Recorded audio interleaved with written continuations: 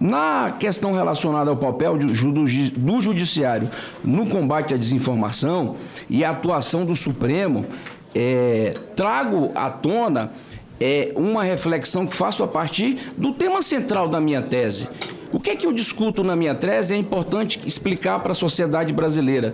Eu trato a minha tese a partir da teoria dos riscos globais e chamo a atenção de que os riscos globais que estão hoje deslocalizados, de difícil previsão e que causam grande impacto a toda a sociedade, eles precisam ser respondidos a partir de um centro de governo muito bem estruturado do Estado brasileiro para responder a esses desafios.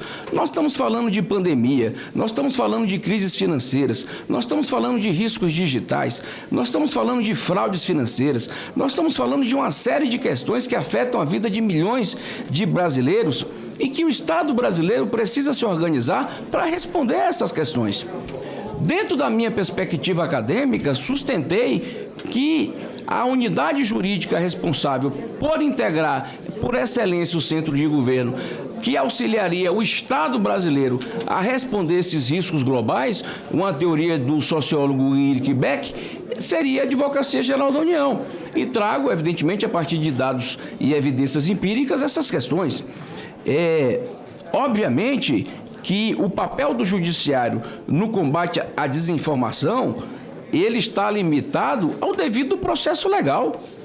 E o devido processo legal pressupõe o quê? O juiz natural, pressupõe a ampla defesa e o contraditório, mas ainda que eu gostaria de chamar a atenção, até porque o que eu acredito, a liberdade de expressão é sempre o farol que nós devemos perseguir.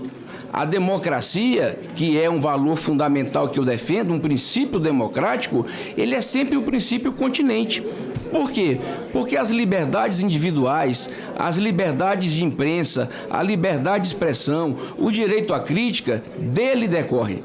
Não é nada fácil uma decisão judicial, seja do primeiro grau ou do Supremo Tribunal Federal, em qualquer tema que envolva o tema de desinformação. Até porque, como o senhor lembrou, desinformação ainda é um conceito vago. Eu advogo a tese de que o melhor espaço para que este tema seja tratado seja o Parlamento. O Parlamento Federal, hoje, pode dar uma grande contribuição para discutir o tema do ponto de vista da sua legalidade, definindo de forma taxativa o que compreende por desinformação.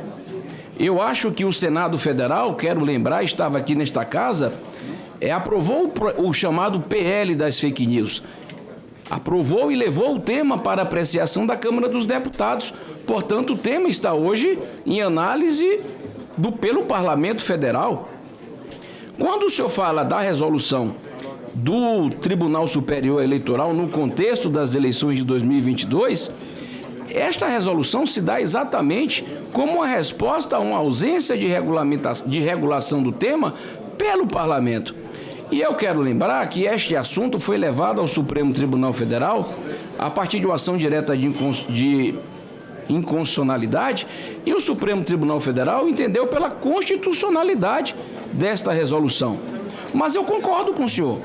Eu acredito que, do ponto de vista jurídico, como operador do direito, nós temos que sempre nos afastar de conceitos vagos, porque são perigosos do ponto de vista da interpretação judicial e da aplicação da norma ao caso concreto.